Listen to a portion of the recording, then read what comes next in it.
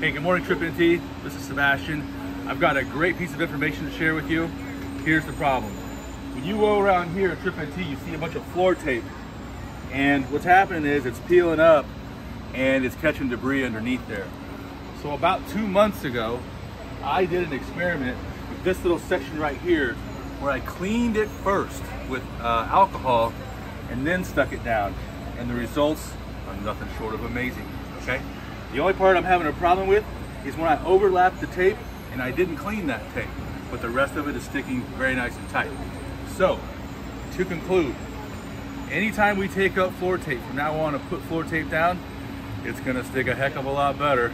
You clean it first with alcohol, wipe it down, blow it off, stick that tape down, and have a great day.